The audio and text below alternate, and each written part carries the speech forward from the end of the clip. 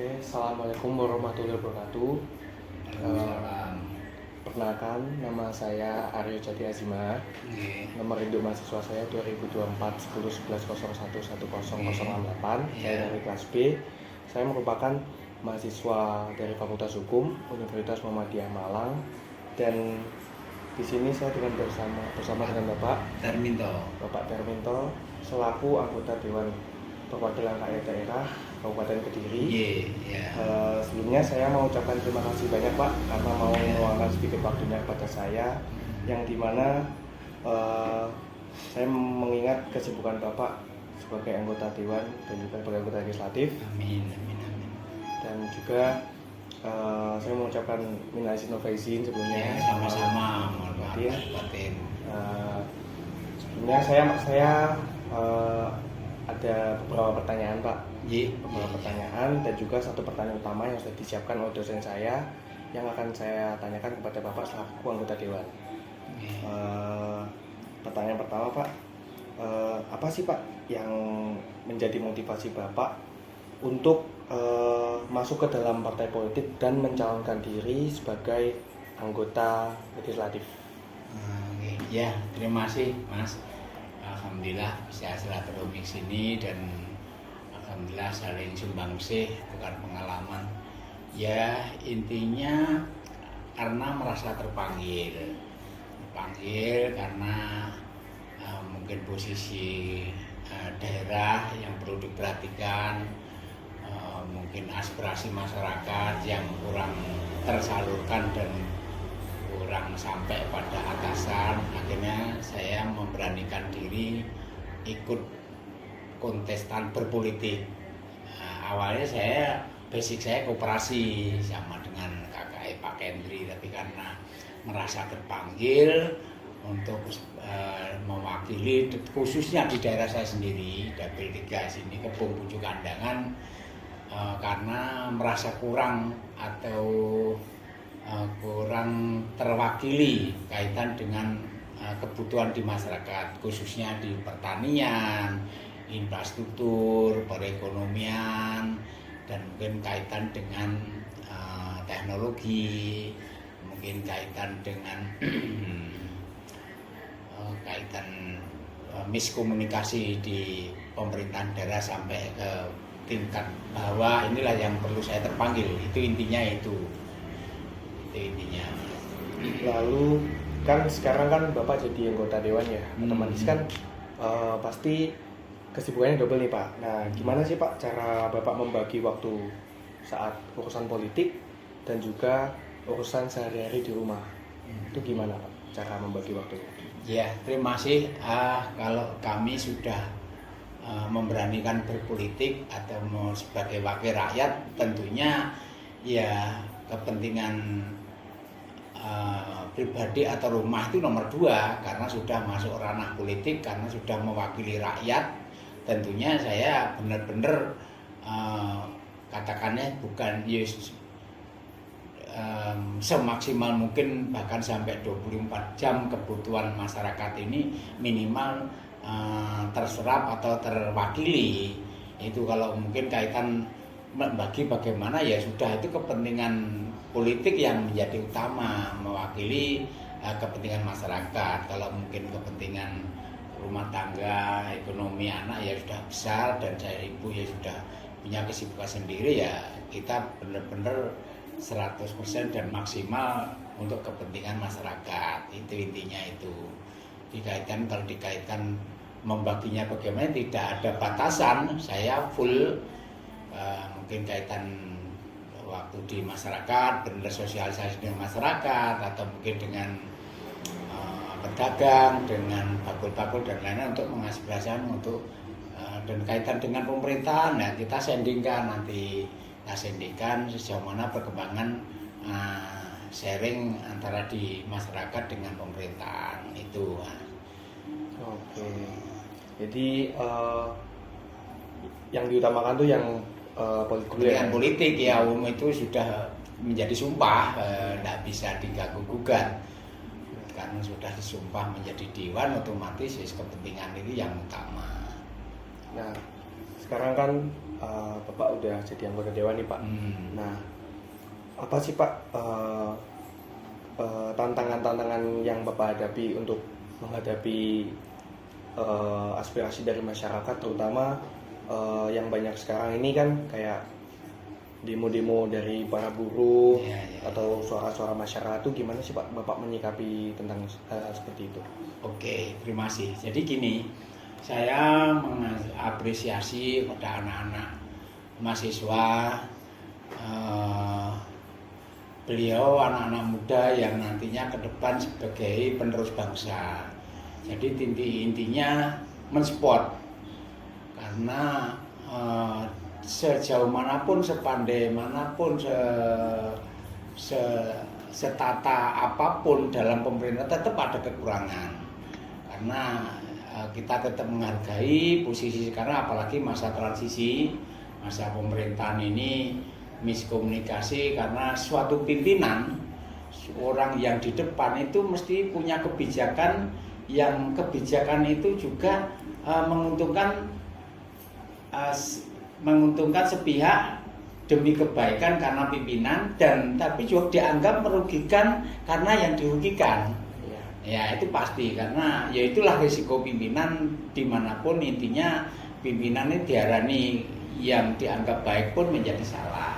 Itu yang bagus itu. Jadi kembali lagi ke pemerintah, posisi sekarang ini kita hargai aspirasinya mahasiswa, karena kebijakan pemerintah itu tidak semulus di masyarakat diterima, otomatis juga ada yang merasa dirugikan.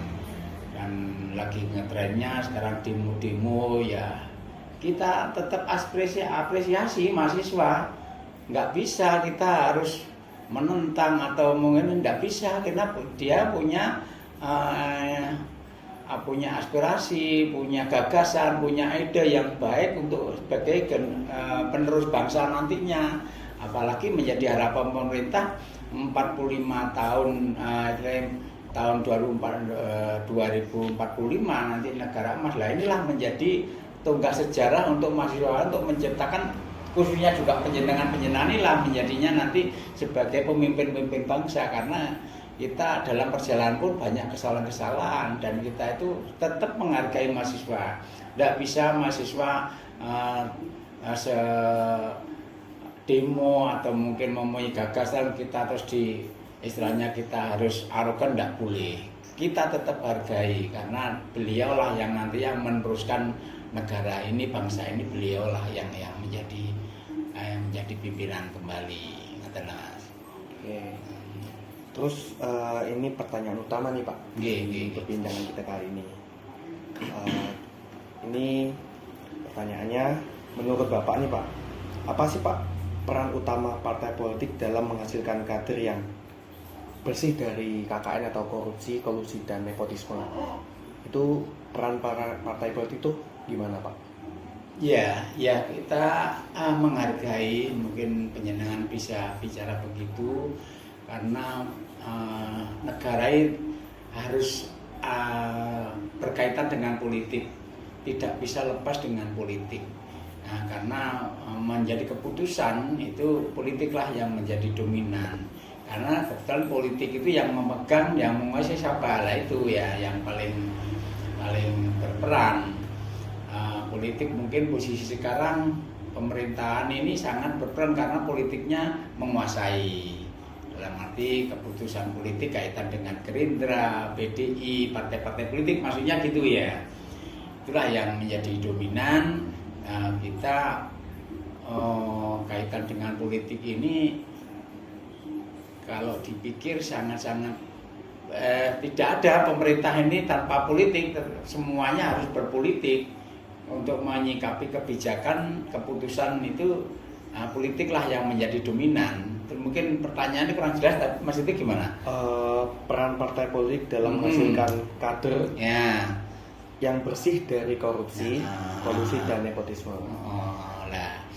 Ya kita tujuannya jelas, berpolitik ini tidak boleh nepotisme atau tidak boleh KKN dan tidak boleh lain. Karena tapi rata-rata cetusan politik ini kan rata-rata orang keberanian.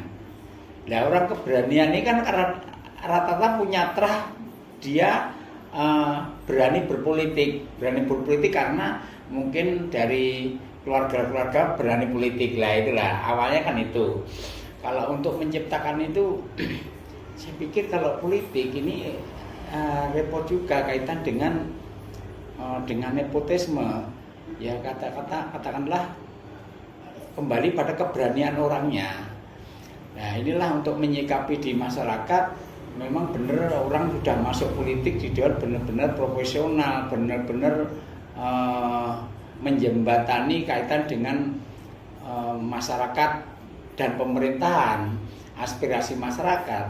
Tapi untuk menciptakan sudah tujuannya sama, kita bersih, kita katakanlah kita benar-benar bersih dari nepotisme atau tapi ini kan ya kita kembali kepada keberanian politik tadi. Mungkin paham ya saya maksud ya. Karena orang berpolitik rata-rata kan terahnya itu timbul dari orang pemberanian politik. Kalau mungkin tidak ada berani timbul politik atau timbul berpolitik kan tidak bisa lah. Rata-rata orang ya sudah satu contoh. Ini contoh aja ya, kayak saya sendiri ini kebetulan mbah saya dulu juga tokoh-tokoh politik lah, itulah nyatanya itu gitu loh. Berarti kan ada keberanian dulu gitu loh.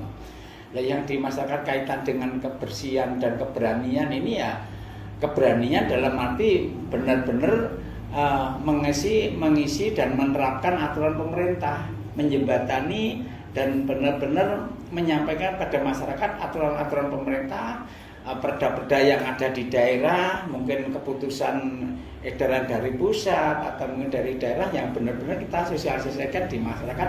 Tapi di lain sisi kita punya kepentingan yang karena kita di bawah diusung oleh masyarakat. Tentunya apa? Aspirasi yang ada dikehendaki di masyarakat. Pertanian posisi hari ini gimana? Infrastrukturnya perlu perbaikan.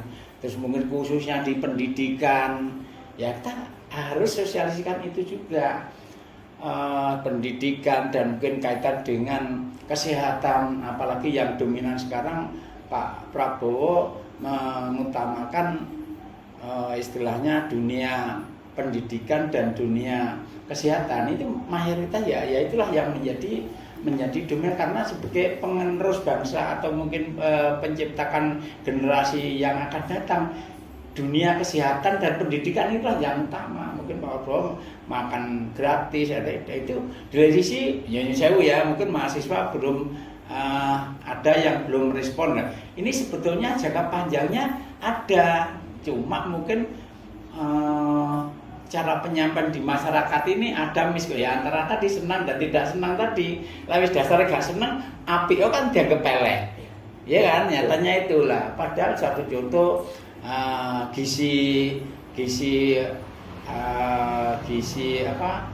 orang hamil, ibu hamil itu sudah perhatikan gizi karena apa? Sebagai generasi nanti untuk mencetuskan anak-anak yang pandai, anak-anak yang pintar, anak yang skillnya luar untuk sebagai penerus bangsa ini gitu loh. Jadi di pemerintahan kita di sisi juga menerapkan aturan pemerintahan yang ada sesuai dari pusat sampai daerah. Dan di sisi kita juga menjembatani dari masyarakat, kepentingan masyarakat untuk menyampaikan ke pemerintah sampai ke pusat. Jadi sharingnya begitu. Jadi kalau sampai ke ya, peran Dewan dalam konteks ini ya benar-benar sudah menjadi tanggung jawab selaku eksekutif, selaku legislatif untuk menjembatani masyarakat ini posisinya biar adil, makmur gitu. Mungkin lainnya itu ya. Terus berarti kayak intinya tuh peran partai politik ini sangat penting Pak ya dalam membentuk kader-kader yang bebas dari kayu tadi. Jadi politik itu membentuk kader-kader karena ya kader-kader yang militan benar-benar menyembatkan suatu contoh. Terus terang politik itu berangkat dari bawah untuk menciptakan menjadi dewan itu lewat putra sudah masuk di politik sana ya sudah kita sudah kayak dewan itu tidak ya oke lah fraksi untuk menjebati untuk mewakili karena partai politiknya. Tapi kalau di pemerintahan selaku dewan perwakilan rakyat daerah ya sudah untuk membicarakan ini untuk kepentingan umum antara pemerintah dan dewan eksekutif dan legislatif. Jadi tidak ada hubungan dengan politik kaitan dengan partai masing-masing, kepentingan partai masing tidak boleh. Ya, jadi satu komando di dewan itu membicarakan kepentingan masyarakat, kepentingan pemerintah, ya sudah mewakili itu. Nah, kalau kader-kader ya sampaikan oke lah kita menciptakan kader-kader yang militan ya, tentunya kita juga pakai profesional untuk menciptakan orang-orang yang benar-benar menjembatani atau mungkin lewat partai yang diusung dari mana. Tapi kalau sudah masuk pemerintahan ya sudah membicarakan pemerintahan, membicarakan masyarakat, tidak harus berbicara dengan politik. Tidak boleh, karena kalau sudah di sana kita sudah memakai anggaran pemerintah. Pemerintah ya berarti untuk kepentingan masyarakat, bukan untuk kepentingan politik. Itu yang karena kita sudah diusung di pemerintah, kita didanai pemerintah, kerjasama dengan eksekutif, yudikatif, legislatif, ya sudah berarti kepentingan kita menciptakan kader politik dari dewan masing-masing sudah masuk pemerintah, ya sudah untuk membicarakan pemerintahan agar pemerintahan khususnya Kediri nyaman, baik, tentram, masyarakatnya damai, itu harapannya begitu. Oke. Kan dari tadi kita kan udah bahas tentang tugas anggota dewan, gimana motivasi Bapak jadi anggota dewan, terus kayak gimana sih cara biar jadi anggota dewan yang bersih dari KKN. Nah, ini pertanyaan terakhir dari saya, Pak. Apa sih harapan Bapak terhadap generasi muda atau Gen Z ya, Pak? Sekarang namanya itu Gen Z. Ya, seperti saya yang ingin terjun ke dunia politik terutama. Itu apa harapan Bapak kepada generasi-generasi penerus Bapak? Ya, iya. Makasih Mas ya. Jadi saya salut dan saya terinspirasi penjenengan. Pertanyaannya bagus sekali untuk terjun ke politik itu gimana dan nantinya arahnya untuk anak-anak muda lah. Inilah ngisi-ngisi atau mungkin mengisi atau memberi masukan atau usulan atau tanggapan yang kurang berkenan di pemerintah, dianggap mahasiswa kurang berkenan, ya inilah hasilnya kayak jenengan demo atau memberi aspirasi lah. Itulah intinya itu. Nanti mungkin pemerintah sendiri kan bisa membayang, oh iya mahasiswa benar, oh iya mahasiswa ini juga ternyata ya juga jeli dalam pemerintahan. Nah itulah yang diharapkan pemerintah itu. Lah harapan kita kepada penjenengan, jangan putus asa dan dengan keadaan apapun keputusan pemerintah kan sudah dianggap yang terbaik, tapi tetap ada yang dianggap salah. Nah penjenengan selaku anak muda, pikiran kita ini ya terus menginspirasi dan terus mengisi di pemerintahan yang lebih baik untuk pemerintahannya ya agar nanti kedepannya bersih, KKN, bersih nepotisme atau mungkin terus terang apa sekarang ya lagi ngeten korupsi lah, ya yang di istilahnya yang benar-benar menjadi harapan kita sebagai orang tua kepada anak. Ya inilah yang menjadi harapan, jangan sampai nanti terus dalam perjalanan apalagi korupsi ya, pemerintah sekarang lagi sibuk-sibuk di korupsi.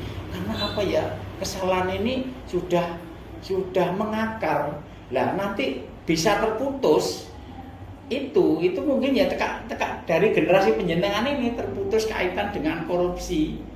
Karena sekarang masih sulit kadang-kadang ya jenengan nepotisme, KKN atau udahlah. Tapi kalau nanti sudah dengan masukan jenengan, mungkin masukan atau saran-saran dari mahasiswa dan akhirnya tereliminasi kesalahan-kesalahan pemerintah, akhirnya timbul benar-benar anak-anak yang diharapkan pemerintah lepas dari korupsi, karena korupsi sudah repot karena ternyata pemberantasannya juga tidak segampang itu gitu loh.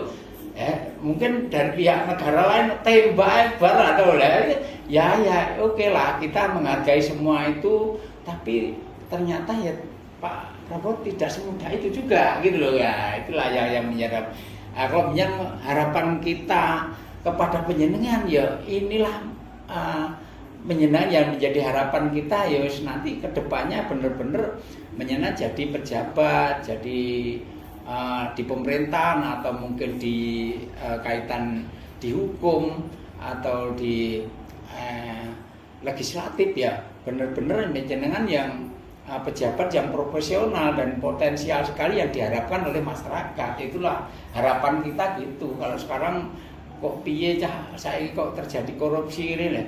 Wah iya, walau alam ya, sulit ya. Urusan itu sulit lah. Terus monggo lek menyikapi ini suatu pelajaran, mungkin masukan dari saya. Alhamdulillah aku seneng ketemu penjenengan sebagai anak muda dimintai wawancara. Ya inilah harapan kita, penjenengan selaku generasi bangsa, apa yang menjadi pemerintah tahun 2045 menjadi Indonesia emas. Ya itulah harapan kita, apalagi mungkin perusahaan-perusahaan yang besar-besar Freeport semua bisa menguasai, dihentikan semua milik negara kita, tidak boleh dikuasai negara. Negara kita benar-benar bisa menjadi negara kaya sebetulnya. Kalau benar-benar ya muka-muka yang jauh ini senang dan tidak senang. Kalau Prabowo menerapkan benar ini ya nanti mungkin 10 tahun baru terasa. Kalau saya tidak, sekarang belum bisa terasa. 5 tahun 10 tahun baru terasa. Oh terima Prabowo hebat. Tapi kalau sekarang ya kali pro kontra karena juga mahasiswa paham, juga demo-demo dulu karena dia punya alasan juga, kita paham ya. Nah, gitu Mas ya. Oke, karena pertanyaan utama sudah terjawab dengan sangat-sangat baik oleh Bapak. Mungkin saya tutup saja Pak ya. Saya sangat senang bisa berbincang langsung dengan Bapak Darminto selaku anggota DPRD Kabupaten Kediri, yang dimana ini suatu momen yang sangat berharga bagi saya, terutama karena momen-momen seperti ini mungkin jarang terjadi bagi saya terutama. Jadi saya benar-benar menghargai seluruh jawaban yang Bapak beri, dan saya mau mengucapkan terima kasih banyak ya, Pak. Sama-sama Mas, saya terima kasih bisa silaturahmi ke sini, mungkin sampai juga. Saya doakan penjenengan jadi orang sukses juga sebagai anak muda benar-benar mengisi negara ini dengan baik apa yang diharapkan oleh pemerintah. Oke. Semoga apa yang saya dengan Bapak bincangkan, kita obrolkan, semoga dapat menjadi motivasi bagi saya lebih baik, dan juga semoga ilmu yang Bapak berikan saat kita berbincang, saat kita ngobrol dapat berguna untuk saya dan juga untuk teman-teman yang mungkin ingin masuk ke dunia politik. Semoga bisa memetik ilmu yang saya dan Bapak Darminto ini obrolkan pada saat ini. Jadi terima kasih banyak. Mungkin itu saja saya akhiri. Wassalamualaikum warahmatullahi wabarakatuh. Waalaikumsalam warahmatullahi wabarakatuh.